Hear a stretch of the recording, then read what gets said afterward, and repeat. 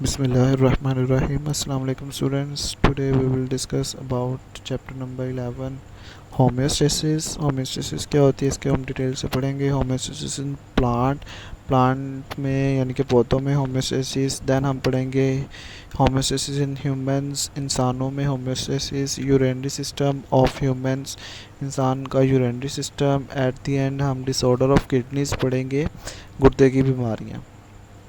तो होम्योस्टेसिस क्या होती है? होम्योस्टेसिस हम कहते हैं कि बाहर का माहौल चेंज होने के साथ साथ आप अपने बॉडी का जो इन्वायरमेंट है वो क्या करते हैं, आप मेंटेन करते हैं। जिस तरह अगर आपकी बॉडी का टेम्परेचर जो है वो क्या होता है, 37 डिग्री सेल्सियस पर जो है वो होता है। इंटरनल टेम्परेचर की बात कर रहा हूँ। तो बाहर का चाहे जितना मर्ज़ी हो, जिस तरह अभी देखा जाए तो गर्मी ज़्यादा है, ठीक है, 45 42 40 तक जो है वो टेम्परेचर पहुंचा हुआ है। लेकिन आपकी बॉडी का टेम्परेचर क्या होगा, मैक्सिमम जो है वो 37 डिग्री सेल्सियस होगा। इस तरह आपकी बॉडी का जो वाटर है, आपकी बॉडी के अंदर जो वाटर बैलेंस है, वो भी वाटर की भी एक लिमिटेड अमाउंट है, उससे ज़्यादा होगी तो आपकी बॉडी नॉर्मल नहीं रहेगी।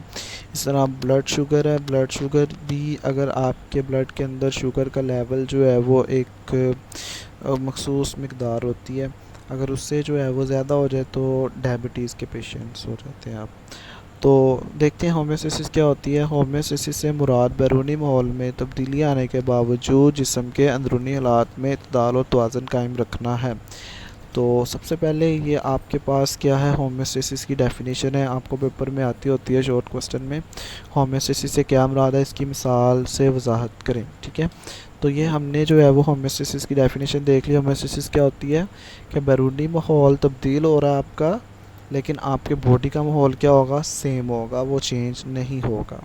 और अगर वो चेंज होता है तो आप जो है वो फिर नॉर्मल नहीं रहते। ये नॉर्मल की बात कर रहे हैं। मिसाल के तौर पर इर्द गिर्द की हवा के दर्जा हरारत में तब्दीली के बावजूद इंसान के जिस्म का अंदरूनी दर्जा हरारत 37 डिग्री सेल्सियस पर रहता है। इस तरह कार्बोहाइड्रेट से भरपूर खुराक खा लेने के बावजूद भी खुराक खून में ग्लूकोज की सतह 1 ग्राम फी लीटर ही रहती है। यानी कि इसका मतलब क्या है, दो एग्जांपल उसने दी हैं। फर्स्ट जो है वो आपको बता रहा है कि आपकी बॉडी का टेम्परेचर जो है वो 37 पर ही रहता है, चाहे जो है वो बाहर गर्मी है सर्दी है, आपके बॉडी का टेम्परेचर जो है वो 37 से चेंज नहीं होगा। दूसरा वो आपको बता रहा है कि अगर आप जो है वो बहुत ज़्यादा खाना खा भी लेते हैं, कार्बोहाइड्रेट्स वाली खुराक खाते भी हैं, आपको पता था, आपने पढ़ा था 9th क्लास में डाइजेशन वाले चैप्टर में कि जब आप कार्बोहाइड्रेट्स खाते हैं तो एट द एंड ग्लूकोज बनता है। तो कहता है कि आप जितना मर्ज़ी जो है वो कार्बोहाइड्रेट ले लें, लेकिन आपके ब्लड के अंदर जो है वो ग्लूकोज की मकदार क्या होगी, सेम रहेगी। कितनी रहेगी, 1 ग्राम फी लीटर। यानी कि अगर आप 1 ग्राम ब्लड लेते हैं अपनी किसी आर्टरी से, वेन से, तो उसमें जो ग्लूकोज की मकदार होगी वो कितनी होगी, 1 ग्राम होगी, ठीक है। 1 लीटर में 1 ग्राम ग्लूकोज की मकदार होती है। जैसे यहाँ पर ये ब्लड शुगर का लिखा हुआ है कि इसने जो है वो सेम रहना है, ये तो यहाँ पर बॉडी टेम्परेचर का लिखा हुआ है। देन आप देखें जिस्म के सेल्स ऐसा अंदरूनी माहौल चाहते हैं जिसमें हालात ज़्यादा तब्दील ना होते हों, ठीक है। जिस तरह मैंने आपको बताया था कि आपकी बॉडी का इंटरनल इन्वायरमेंट जो है वो एक लिमिटेड अमाउंट, यानी कि लिमिटेड उसकी कुछ चीज़ें होती हैं, टेम्परेचर लिमिटेड होना चाहिए। इंजाइम आपको पता है, आपने 9th क्लास में पढ़ा था कि आपकी बॉडी के अंदर जो कुछ इंजाइम जो होते हैं वो ऑप्टिमम पीएच के ऊपर, ऑप्टिमम टेम्परेचर के ऊपर काम करते हैं। मिसाल के तौर पर जिस्म के सेल्स एंजाइम्स के मौसर रफ्तार से काम करने के लिए अंदरूनी हालात का मुतवाज़न होना बहुत अहम होता है। होम्योस्टेसिस की चंद मिसालें। अच्छा, ये एंजाइम आपको पता है कि डाइजेशन सिस्टम में आपने पढ़ा था, पेप्सिन एंजाइम जो है वो कम पीएच पर ही जो है वो काम करता है, एसिडिक पीएच में। नेक्स्ट है आपके पास ऑस्मो रेगुलेशन। ऑस्मो रेगुलेशन क्या होती है, जिस्म के फ्लूइड यानी खून और टिश्यू फ्लूइड में पानी और नमकियात की मकदारों का तवाज़न कायम रखना ऑस्मो रेगुलेशन कहलाता है। ये आपका क्या है, ऑस्मो रेगुलेशन, ये भी शॉर्ट क्वेश्चन है। ऑस्मो रेगुलेशन की तारीफ़ करें। देन आप जो है वो इसकी मिसाल भी दे सकते हैं। ऑस्मो रेगुलेशन में आपका यूज़ होता है जी, यहाँ पर किडनी यूज़ होती है। ऑस्मो रेगुलेशन क्या होता है, जिस समय आपने जिस्मानी फ्लूइड में पानी की मकदार को बैलेंस करना होता है। जिस्मानी फ्लूइड में खून होता है और टिश्यू फ्लूइड हो सकते हैं, ठीक है। खून खून में आपने बेसिकली क्या करना होता है, अपना पानी की मकदार जो है वो क्या रखनी होती है, कांस्टेंट रखनी होती है। उससे अगर कम या ज़्यादा पानी होगा तो उससे प्रॉब्लम हो जाएगी। अगर पानी कम हो जाएगा तो आपको पता है डिहाइड्रेशन हो जाती है, और सम टाइम जो है वो कुछ लोगों को डायरिया की वजह से ही डेथ हो जाती है, क्योंकि उनको पानी की बहुत ज़्यादा कमी हो जाती है। हम जानते हैं कि जिस्मानी फ्लूइड्स और सेल्स के मबैन पानी और नमकियात की निस्बती मकदारें ही नफूज़ और ऑस्मोसिस के अमाल को कंट्रोल करती हैं। ये हमारे सेल्स के काम करने के लिए बहुत ज़रूरी होते हैं। जमात नाम की बायोलॉजी से टॉनिसिटी का कॉन्सेप्ट याद करें जी। किसी को याद है टॉनिसिटी का कॉन्सेप्ट? चैप्टर 4 में हमने पढ़ा था। चलो मैं उसको दोबारा रिवाइज़ कर रहा हूँ, ये देख लें। आपने पढ़ा था 3 तरह के आपके पास सोल्यूशन होते हैं, hypertonic solution, isotonic solution and hypertonic. Hyper में आपने पढ़ा था इसमें जो है वो नमकियात की मकदार ज़्यादा होंगी। आइसोटोनिक में आपने पढ़ा था नमकियात की मकदार जो है वो नॉर्मल होंगी। और हाइपोटोनिक में आपने पढ़ा था नमकियात की मकदार कम हो जाएंगी। तो यहाँ पर देखें, अगर जो है वो कोई हाइपरटोनिक सोल्यूशन था आपके पास, तो उसमें आपने पढ़ा था पानी जो होता है वो आपके सेल से बाहर जो है वो जाता है, जिसकी वजह से आपके सेल्स जो है वो श्रिंक हो जाते हैं। कुछ याद आया? ये हाइपरटोनिक इन्वायरमेंट है, ये सेल पड़े हुए हैं, ये क्या हो गए, श्रिंक हो गए। यहाँ पर देखें तो आपने पढ़ा था आइसोटोनिक में सेम होता है, जितनी वाटर की मकदार अंदर जा रही है उतनी बाहर आ रही है, तो इसमें जो है वो क्या रहते हैं, सेम रहते हैं। और हाइपोटोनिक में जो है वो क्या होता है, पानी की मकदार अंदर एंटर होती है और सेल फूल जाता है और अल्टीमेटली ये फट जाते हैं सेल, ठीक है। तो ये आपने कॉन्सेप्ट पढ़ा था। बेसिकली ये देखें वाटर यही वो यहाँ पर बता रहा है। हम जानते हैं कि जिस्मानी फ्लूइड और सेल्स के मबैन पानी और नमकियात की निस्बती मकदारें ही नफूज़ और ऑस्मोसिस के अमाल को कंट्रोल करती हैं। जिस तरह यहाँ पर नमकियात की मकदारें खुद ब खुद ही ऑस्मोसिस को कंट्रोल कर रही हैं। बेसिकली ऑस्मो रेगुलेशन ऑस्मोसिस से ही जो है वो निकला हुआ है। नेक्स्ट है आपके पास थर्मो रेगुलेशन। जैसे कि ये वर्ड से जाहिर हो रहा है, थर्म का मतलब होता है हीट। थर्म, जहाँ पर भी वर्ड थर्म का यूज़ हो उसको आप क्या कहते हैं, हीट। तो थर्मो रेगुलेशन में क्या होगा, जिस्म के अंदरूनी दर्जा हरारत को कायम रखना थर्मो रेगुलेशन कहलाता है। इसमें आप जिस्म का अंदरूनी जो दर्जा हरारत होता है उसको मेंटेन करते हैं। कितने पर मेंटेन करेंगे, 37 डिग्री पर। ये जो फर्स्ट एग्जांपल थी आप इसमें कोट कर सकते हैं, ये वाली मिसाल के तौर पर इर्द गिर्द की हवा में दर्जा हरारत में तब्दीली आने के बावजूद कि आप इसमें एग्जांपल लिख सकते हैं अगर आपको पेपर में थर्मो रेगुलेशन आता है। जिस्म के एंजाइम मखसूस ऑप्टिमम टेम्परेचर पर काम करते हैं। जिस तरह हमने पढ़ा था कि हर टेम्परेचर का क्या होता है, ऑप्टिमम टेम्परेचर होता है। अगर उससे ज़्यादा होगा तो मे भी जो है वो क्या हो जाए, एंजाइम जो है वो डीनेचर हो जाए। जिस्मानी दर्जा हरारत में कोई तब्दीली एंजाइम के काम करने पर असर डालती है।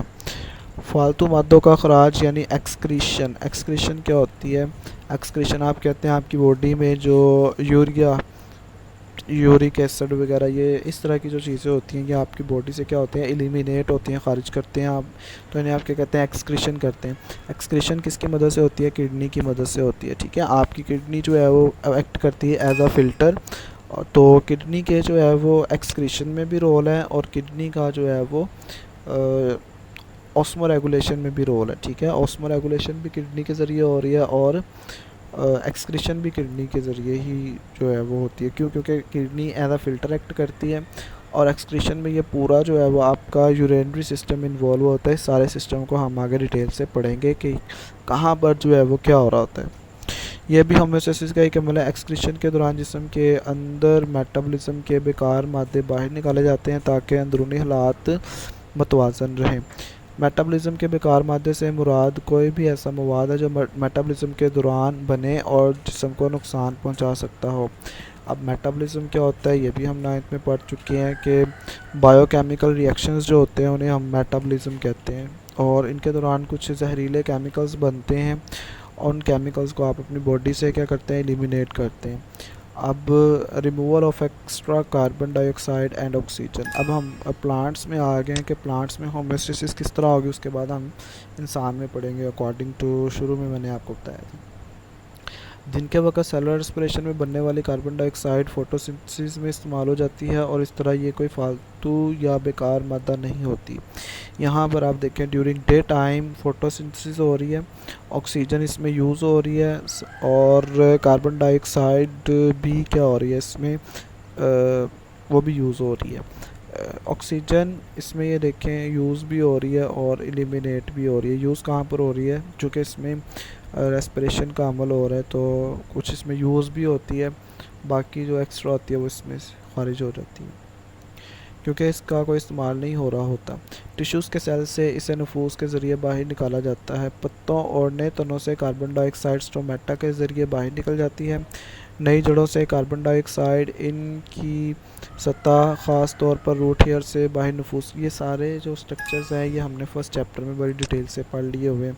स्टोमेटा क्या होता है और किस तरह जो है वो रूट के ज़रिए जो है वो ये गैसेस एक्सचेंज होती हैं। गैसेस एक्सचेंज हमने पढ़ा था, वो सारा टॉपिक गैसेस एक्सचेंज उसी प्रोसेस से होंगी। बेसिकली यहाँ पर कॉन्सेप्ट क्या है कि ड्यूरिंग डे टाइम जो है वो क्या हो रही है, आपके पास फोटोसिंथेसिस हो रही है और ड्यूरिंग नाइट टाइम आपके पास रेस्पिरेशन बेसिकली डे टाइम भी हो रही होती है लेकिन वो फील नहीं होती चूँकि वो जितनी ऑक्सीजन जो है वो उसमें यूज़ हो रही होती है सेलुलर रेस्पिरेशन में और कार्बन डाइऑक्साइड जो है वो यूज़ हो रही होती है किसमें, फोटोसिंथेसिस में। तो जो रेस्पिरेशन के दौरान कार्बन डाइऑक्साइड बनती है वो इसमें यूज़ हो जाती है प्लांट में ड्यूरिंग डे टाइम। ये देखें ड्यूरिंग डे टाइम ये ऑक्सीजन इस यूज़ भी कर रहा है और ख़ारिज भी कर रहा है। इसी तरह कार्बन डाइऑक्साइड यूज़ भी कर रहा है और ख़ारिज भी कर रहा है। लेकिन ड्यूरिंग नाइट टाइम क्या होता है, ओनली ऑन सेलुलर रेस्पिरेशन जो है वो इस प्लांट के अंदर हो रही होती है, जिसकी वजह से क्या होता है कि रात के वक्त प्लांट जो होता है वो ऑक्सीजन को यूज़ करना शुरू कर देता है चूँकि उसके अंदर रेस्पिरेशन का अमल हो रहा है और कार्बन डाइऑक्साइड को खारिज करना शुरू कर देता है। इसीलिए कुछ लोग कहते हैं कि शाम को या रात को जो है वो किसी प्लांट के पास या प्लांट के नीचे जो है वो नहीं सोना चाहिए। इसकी वजह क्या होती है, इसकी वजह ये होती है कि कार्बन डाइऑक्साइड चूँकि एलिमिनेट होती है और कार्बन डाइऑक्साइड से इंसान की जो है वो डेथ भी हो जाती है। तो अक्सर लोग कहते हैं जी ये दरख्त ही नहीं सही, इसमें साया। बिल्कुल ऐसा नहीं होता, बल्कि वहाँ पर क्या होता है आपके पास कार्बन डाइऑक्साइड जो है वो खारिज हो रही होती है। बेसोफिल सेल्स में ऑक्सीजन फोटोसिंथेसिस के बाई प्रोडक्ट के तौर पर सिर्फ दिन के वक्त बनती है। सेलुलर रेस्पिरेशन में ऑक्सीजन को इस्तेमाल कर लेने के बाद बेसोफिल सेल्स इसकी फालतू मकदार स्टोमेटा के ज़रिए खारिज करते हैं। तो ये सारे जो है वो प्रोसेस आप उसमें पढ़ चुके हैं। जस्ट आपने याद क्या रखना है, डे टाइम फोटोसिंथेसिस और रेस्पिरेशन दोनों होते हैं जिसकी वजह से ऑक्सीजन भी यूज़ होती है और ख़ारिज भी होती है, कार्बन डाइऑक्साइड भी यूज़ होती है और उसकी थोड़ी सी मकदार ख़ारिज भी होती है। लेकिन रात के वक्त क्या होता है, जस्ट इसमें रेस्पिरेशन का अमल हो रहा होता है, ऑक्सीजन यूज़ कर रहा होता है बाहर से लेकर और कार्बन डाइऑक्साइड को ये एलिमिनेट कर रहे होते हैं। शुक्रिया स्टूडेंट्स, अल्लाह हाफिज़, नेक्स्ट लेक्चर में मिलते हैं।